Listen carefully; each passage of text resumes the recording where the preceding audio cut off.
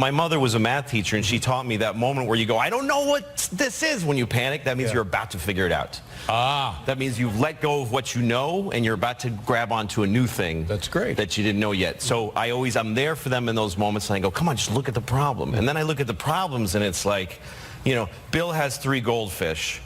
He buys 2 more. How many dogs live in London? That's comedian Louis C.K. on The David Letterman Show, joining the pushback against Common Core. In our last segment, we talked with several of our guests about diagnosing our problem in education. I think we've readily pinpointed that it's the entrenched interests who like to see, who need to see the status quo continue for essentially the taken position they've been in for quite some time. Let's do this. I want to talk about some of the potential cures, but first, can we also talk about what is the problem? It's my estimation, I think I almost started a debate with you guys in the green room, that we need to revolutionize education. Whatever the status quo, including the curriculum, including how we learn, that must be revolutionized. I just want to put up these stats. These are the PISA scores. I believe they're from 2012 to show you where the United States is today. What you can see in reading, math, or science, countries like Shanghai, Hong Kong, Singapore, Japan, Korea are always near the top 5. Look at the United States, readily down, 24 in reading, 36 in math, 28 in science. We must change the way we're learning. That is my estimation. Now, I said to you earlier, I think math is a good proxy. Common Core is forcing, force is a key word, by the way, forcing us to relearn how we learn math. Now, I'm going to start with this premise. That's a laudable goal, is it not? We have to relearn how we learn. Yes? Okay, who's going first on this? There needs to be room for innovation. Absolutely. We need to be prepared to turn everything that we know about the existing education system in the U.S. and turn it on its head. One, just because of the clear demography. I mean, we are expecting, the census predicts about 11 million new students, school-age children in the next 2 decades. So while our baby boomers are retiring, we're going to have a lot more young people that we need to educate and spend, and make sure that they're producing results, because, those of us in the middle are going to be have so much pressure on us. So we have to. And why should we assume that those 11 million should be learning the same way we did, or our grandparents did, for that matter?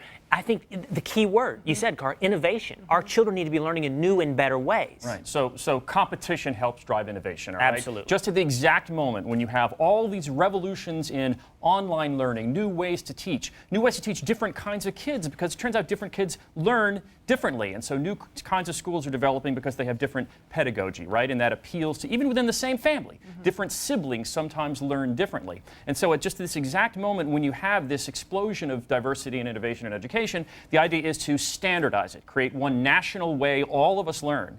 And I think we don't want that in any other realm. We don't want a national standard for smartphones or for running shoes or for Italian restaurants. We want people to innovate and come up with new ideas. There's going to be no debate, unfortunately, between the 3 of us. In fact, you guys have hit the 2 most important words in my estimation in education. Innovation on one front, competition on the other. Lisa, I'm going to go to you. I think where I almost set a debate off in the green room is I said, actually, some of the things Common Core encourages. In other words, for example, how we learn math. In the past, it's been rote memorization, formulas, division houses, and so forth, where Common Core is forcing us to rethink how we learn math, make it communal, debate-oriented almost, is good.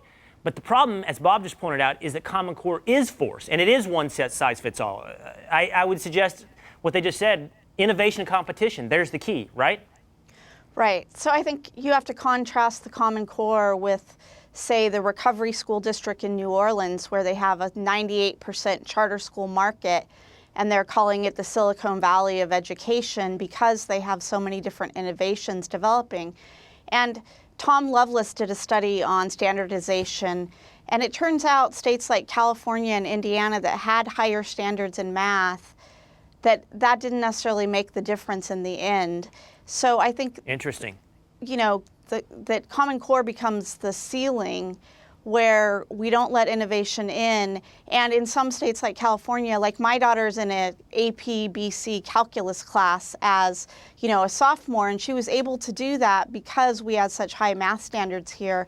Now they've actually lowered the 8th grade algebra standard. So kids will be taking math slower in California after the implementation of Common Core. And actually, Lisa, you're pointing out one of the risks with Common Core, and that is even if it forces higher standards, what happens when kids can actually excel beyond that? Or somebody comes up with an innovation that perhaps pushes it even beyond that. If we go with one size fits all, we're stuck with this one model. So give me this, both of you guys. I was going to say, Lisa's the type that rattles off names like Tom Lovelace, Brookings Institution Scholars, like everyone knows who that is. But I just want to make fun of her for that. But lots of states are turning away from Common Core. Sure. Indiana did it. Oklahoma did it. Now the governor of Louisiana wants to do it.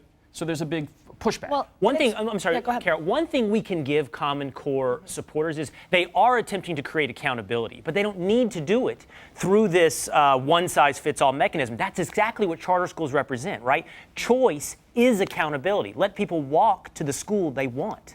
Well, without teachers having the freedom to innovate, having autonomy over their classroom, a lot of these things that are embraced by the charter school concept, that's actually why charter schools were born, so that educators could innovate, do this stuff, experiment, do really great stuff. Absent of that kind of environment, that governance structure, the discussion about Common Core is kind of lost, because if we don't have great people who can actually teach, right, and have schools that can actually innovate to meet those standards. Many have pointed out the teachers don't know how to teach the standards exactly. Right. So without that accountability already built in, what good are we talking about Common Core and raising the standards when we can't even teach to it? So, Bob, you named your whole media company after this concept of choice, which, as I suggest, that's the mechanism for accountability. But talking about some things beyond charter schools, there's voucher programs, there's homeschooling, but they've all endured their own fight, and recently in the news. Oh, yeah. Well, last week, North Carolina, a Judge Hobgood ruled against the North Carolina voucher program, which was passed by the state legislature, signed by the governor, and one judge decided it was unconstitutional based on his read of the state constitution, which, of course, says nothing about school vouchers, all right? You have cases like in Louisiana, where the federal government last year sued to stop, citing 1970s era civil rights decisions, court decisions, sued, placed a desegregation suit against the voucher program in some schools in Louisiana. And in fact, just this month, you had a judge saying that the order to provide the feds with information about that state program was still intact, meaning the feds wanted to monitor Louisiana vouchers and make sure that none of the schools would use vouchers in a way that would increase the segregation of the schools. So it's essentially federal meddling in a state. What a wonderful illustration of the blob, as you point out, the cartel, how it's bigger than teachers union and encompasses the government itself. Lisa, so if we can do, as parents, as people who care about this issue, if we could do one thing to help enable this concept of choice as our mechanism for accountability, what is it we could do at home, those of us watching, those of us that care? What could we do? Right.